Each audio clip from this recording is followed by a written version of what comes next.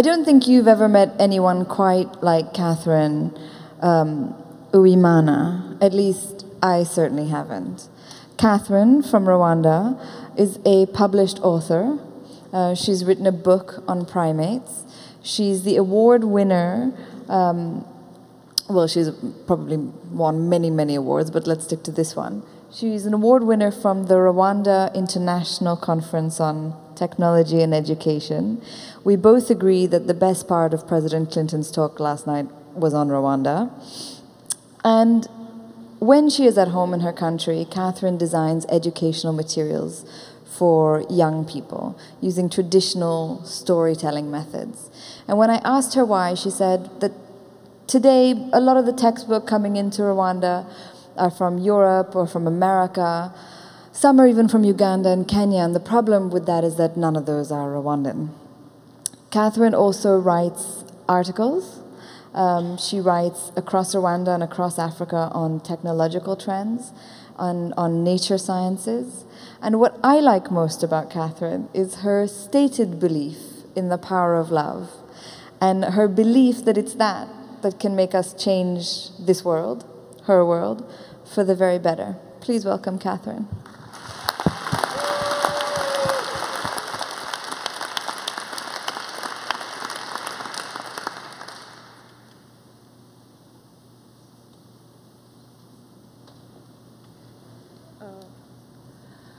Good morning, everyone. My name is Catherine, and I'm coming from Rwanda, the country of 1,000 hills. You know, in Rwanda, education for all is one of the most prioritized development strategies. And, you know, in primary school, 98% of boys and girls are enrolled in primary schools, but only 75% get to the last level. And also, Rwanda is one of the least developed countries, and you know, according to UNDP report, 60% of Rwandans live in poverty and 42% in extreme poverty. Why I'm talking about poverty and education is because poverty is the worst enemy of education. You know that. And it's really difficult to tell someone to buy books for his children when he can barely buy something such as basics, such as food, for his kids. And, you know, poverty is also the worst enemy of education because it can discourage enrollment, survival to higher grades, and also good learning at school. This can be emphasized by parental education and lack of adequate resources to learn well. But the good thing with the education is that education can be a good thing to reduce poverty by offering more opportunities to people who attended the school, and also it offers social benefits that improve the life of the poor. And to achieve quality education, much is essential. For example, there is books to read and other learning methods, all needed to stimulate the child.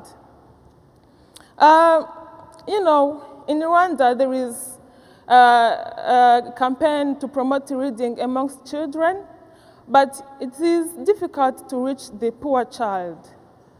And, you know, only the children that are attending well-equipped schools are the only ones to have access to books.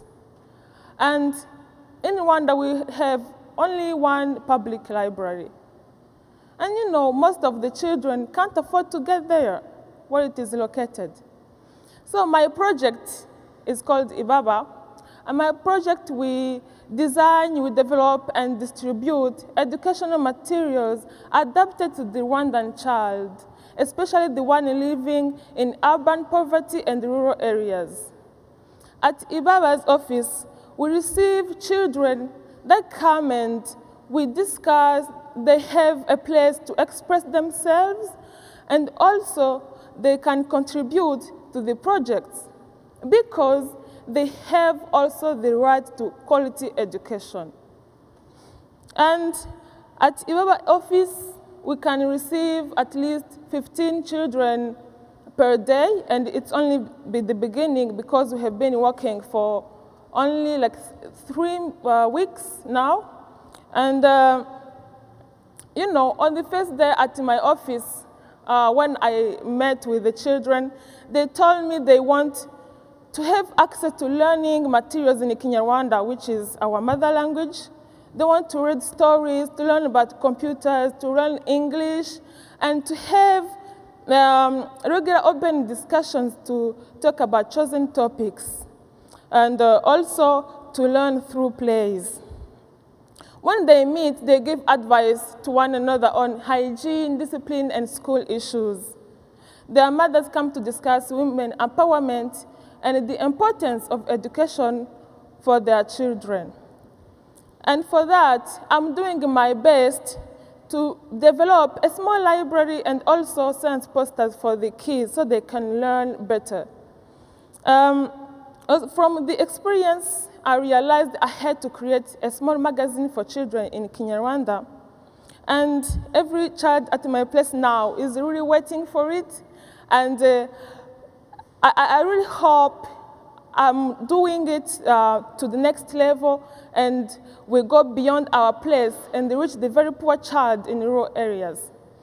So from the obstacles I had, I learned the importance of sacrifice, therefore understanding more the value of love.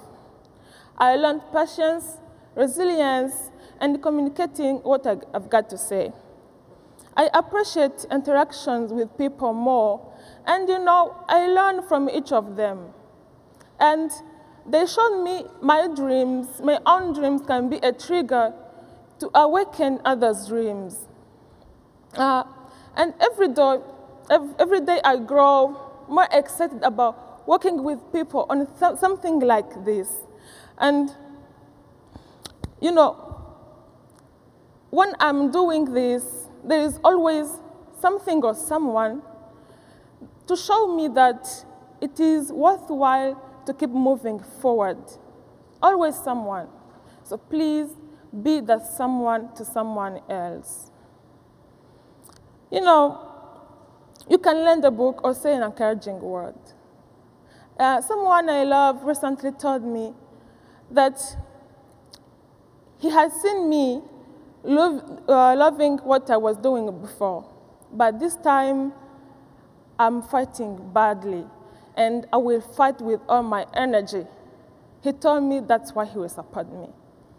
I'd like this to expand everywhere, with each one's passion.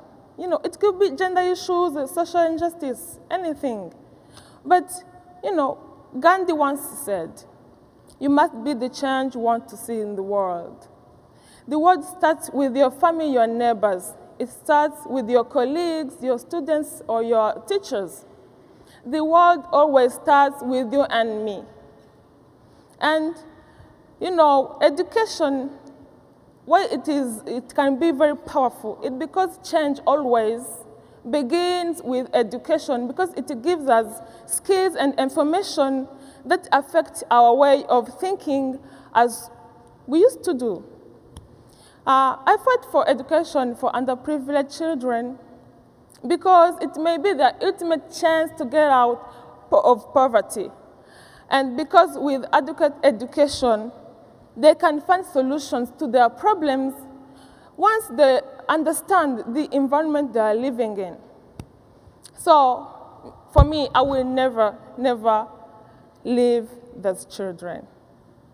You know, we are here because dreams brought us here. So guys, please let dreams bring us to the future we want to see. Thank you.